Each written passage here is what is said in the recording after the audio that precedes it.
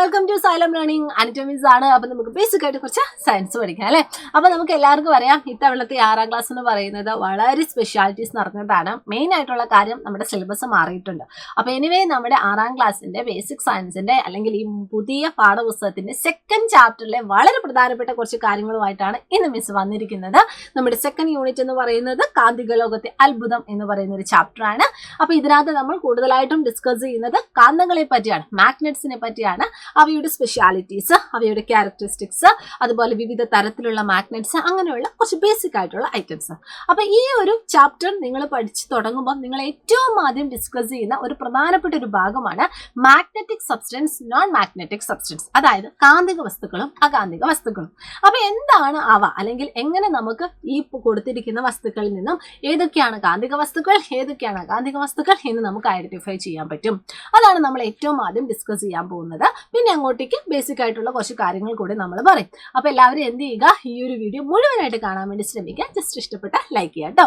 അപ്പൊ നമ്മുടെ magnetic and non magnetic സബ്സ്റ്റൻസിനെ ഐഡന്റിഫൈ ചെയ്യാനായിട്ട് നിങ്ങൾക്ക് ഈ കൊടുത്തിരിക്കുന്ന സബ്സ്റ്റൻസുകൾ അല്ലെങ്കിൽ ഈ കൊടുത്തിരിക്കുന്ന ഒബ്ജക്റ്റുകൾ നിങ്ങൾക്ക് യൂസ് ചെയ്യാനായിട്ട് പറ്റും.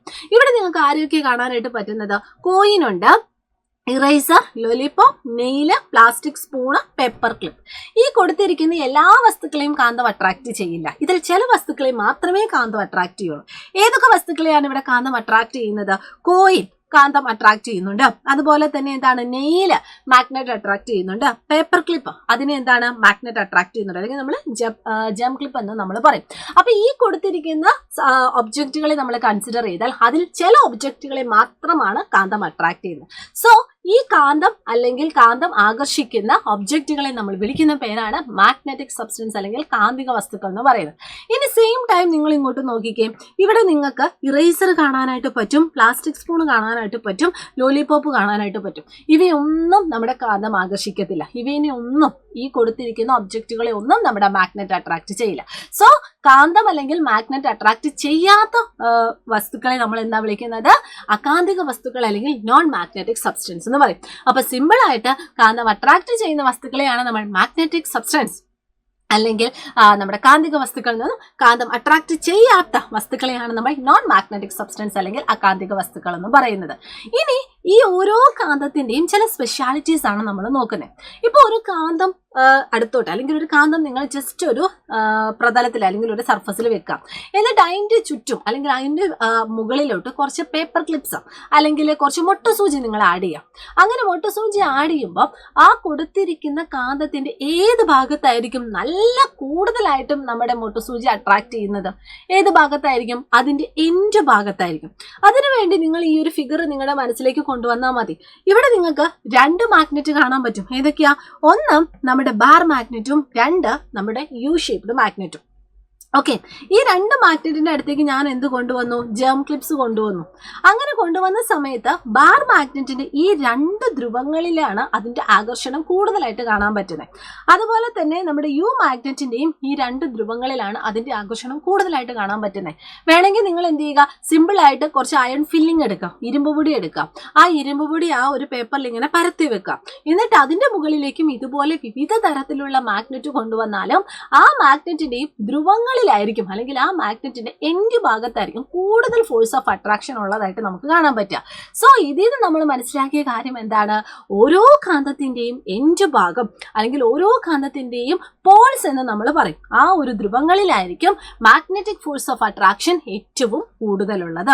ഈ ഒരു ഫിഗർ നിങ്ങൾക്ക് ഇവിടെ കാണാൻ പറ്റുന്നത് നമ്മൾ നേരത്തെ പറഞ്ഞതുപോലെ അയൺ ഫില്ലിങ്ങിന്റെ മുകളിൽ മാഗ്നറ്റ് വെച്ചാൽ എന്ത് സംഭവിക്കും എന്നാണ്. അപ്പൊ ഇവിടെ നിങ്ങൾക്ക് കാണാൻ പറ്റും അതിന്റെ ആ ഒരു എൻഡ് പോർഷനിലായിരിക്കും ഇവിടെയും അട്രാക്ഷൻ വരുന്നത്. സോ ഇതിനെയാണ് നമ്മൾ എന്ത് പറയുന്നത്, അല്ലെങ്കിൽ ആ ഒരു എൻ പോർഷനെയാണ് നമ്മൾ എന്ത് പറയുന്നത്? കാന്തിക ധ്രുവങ്ങൾ അല്ലെങ്കിൽ മാഗ്നറ്റിക് പോൾസ് എന്ന് പറയുന്നത്. അപ്പൊ മാഗ്നറ്റിക് പോൾസിന്റെ പ്രത്യേകത എന്താണ്? കാന്തത്തിന്റെ ആകർഷണ ബലം ഏറ്റവും കൂടുതൽ ആ ഭാഗങ്ങളിലായിരിക്കും. Force of attraction of magnet എന്ന് പറയുന്നത് is stronger at that end. So അതിനെ നമ്മൾ വിളിക്കുന്ന പേരാണ് കാന്തിക ധ്രുവങ്ങൾ അല്ലെങ്കിൽ മാഗ്നറ്റിക് പോൾസ് എന്ന് പറയുന്നത്. ഇനി ഓരോ മാഗ്നറ്റ് നമ്മൾ കൺസിഡർ ചെയ്താലും അവിടെ നമുക്ക് 2 പോൾസ് കാണാൻ പറ്റും, 2 ധ്രുവങ്ങൾ കാണാൻ പറ്റും. അതും കൂടി നമ്മൾ ഇതാ ഈ ഒരു സമയം നോക്കുവാണ്. ഏതൊക്കെയാണ്? ഒന്ന് നോർത്ത് പോളും ഒന്ന് സൗത്ത് പോളും. 2 ധ്രുവങ്ങളുണ്ട്. ഇപ്പൊ നിങ്ങളുടെ കയ്യിൽ ഒരു മാഗ്നറ്റ് കിട്ടി, ആ മാഗ്നറ്റിന് എത്ര ചെറുതായിട്ട് എത്ര ടൈനി ആയിട്ട് നിങ്ങൾ കട്ട് ചെയ്താലും ഓരോ ചെറിയ പീസിലും ഇതുപോലെ 2 പോൾസ് നിങ്ങൾക്ക് കാണാൻ പറ്റും. അതായത് മോണോപോൾ എക്സിസ്റ്റ് ചെയ്യില്ല. ഒരു പോള് മാത്രമായിട്ട്, ഒരു ധ്രുവം മാത്രമായിട്ടൊരു കാന്തം നിങ്ങൾക്ക് കാണാൻ പറ്റില്ല. ഇനി എങ്ങനെ നമ്മൾ ഈ നോർത്ത് സൗത്ത് പോൾ ഐഡന്റിഫൈ ചെയ്യുന്നു അതും കൂടി മിസ് പറഞ്ഞു തരാം. നമുക്ക് യൂഷ്വലി അറിയാം നമ്മൾ എങ്ങനെയാ വരയ്ക്കുന്നത്. നമ്മുടെ ഭൂമിയുടെ ആ ഒരു ദിശ നിങ്ങൾക്കറിയാം അല്ലേ? എങ്ങനെയാ? നോർത്ത്, യെസ്, ഇങ്ങനെയല്ലേ നമ്മൾ വരയ്ക്കുന്നത്. North, east, west, south. അതില് നമ്മുടെ ഭൂമിയുടെ, അതായത് നമ്മൾ നോർമലി പറയുവാണെങ്കിൽ നമ്മുടെ ഭൂമിയുടെ നോർത്ത് ഭാഗത്തോട് ചേർന്ന് നിൽക്കുന്ന അല്ലെങ്കിൽ അങ്ങോട്ടേക്ക് പോയിന്റ് ചെയ്യുന്ന ബാർ മാഗ്നറ്റിന്റെ എൻഡാണ് നമ്മൾ എന്ത് കൺസിഡർ ചെയ്യുന്നത്? നോർത്ത് ആയിട്ട് നമ്മൾ കൺസിഡർ ചെയ്യുന്നു. സെയിം ടൈം നമ്മുടെ ഭൂമിയുടെ അല്ലെങ്കിൽ നമ്മുടെ എർത്തിന്റെ സൗത്ത് ഭാഗത്തോട് പോയിന്റ് ചെയ്യുന്ന ആ ഒരു ബാർ മാഗ്നറ്റിന്റെ പീസാണ് അല്ലെങ്കിൽ ആ ബാർ മാഗ്നറ്റിന്റെ എൻഡാണ് നമ്മൾ സൗത്ത് പോൾ അല്ലെങ്കിൽ ദക്ഷിണ ധ്രുവമായിട്ട് കരുതുന്നത്.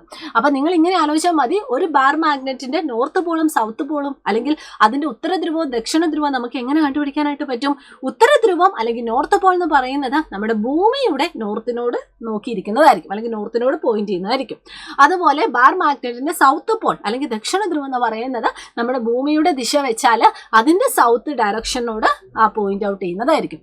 അപ്പൊ ഇതാണ് നമ്മുടെ മാഗ്നറ്റ്സിന്റെ കുറച്ച് ഇമ്പോർട്ടന്റ് ആയിട്ടുള്ള കാര്യങ്ങൾ. അപ്പൊ ഇത് മാത്രമല്ല, ഇനിയും ധാരാളം കാര്യങ്ങളുണ്ട്. അപ്പൊ മാഗ്നറ്റിന്റെ ഉത്തര ധ്രുവം ദക്ഷിണ ധ്രുവം അതുമായിട്ടുള്ള കാര്യങ്ങൾ നിങ്ങളുടെ ടെക്സ്റ്റ് ബുക്കിൽ ഇതുപോലെ ഒരു കോളത്തിൽ കൊടുത്തിട്ടുണ്ട്. എൻ്റെ മക്കൾ വായിച്ചു നോക്കിയാൽ മതി കേട്ടോ. അപ്പൊ ഈ കാര്യങ്ങൾ മാത്രമല്ല, ഇനിയും ധാരാളം കാര്യങ്ങളുണ്ട്. അപ്പൊ അതൊക്കെ ആയിട്ട് നമുക്കിനി അടുത്ത ദിവസം വീണ്ടും കാണാം. അപ്പൊ എല്ലാവരും എന്ത് ചെയ്യുക? നല്ലപോലെ പഠിക്കുക. ഈ പഠിച്ച കാര്യങ്ങളൊക്കെ നിങ്ങൾ ഒന്നും കൂടി ഒന്ന് തറവാക്കുക. അടിപൊളിയായിട്ട് നമ്മുടെ ലൈവ് ക്ലാസ്സുകളും ഒക്കെ കാണുക. ഇനി ഇത് കൂടാതെ നിങ്ങൾക്ക് വളരെ മനോഹരമായിട്ട് ഡീറ്റെയിൽ ആയിട്ട് വിത്ത് ക്വസ്റ്റ്യൻ ആൻസർ ആ ഒരു ബേസിൽ പഠിക്കാനാണ് ആഗ്രഹമെങ്കിൽ എത്രയും പെട്ടെന്ന് തന്നെ നമ്മുടെ വജ്ര ബാച്ചിലേക്ക് പോവുക. അപ്പോൾ വജ്ര ബാച്ചിന്റെ ഫീച്ചേഴ്സ് ഒക്കെ അറിയുന്നതിനും കൂടുതൽ ഡീറ്റെയിൽസ് അറിയുന്നതിനും താഴെ സ്ക്രോളിൽ നിങ്ങൾക്ക് ഒരു മൊബൈൽ നമ്പർ കാണാൻ പറ്റും. അതിലൊന്ന് കോൺടാക്ട് ചെയ്യാം കേട്ടോ. അപ്പോൾ എല്ലാ മക്കൾക്കും all the very best. Thank you so much. By.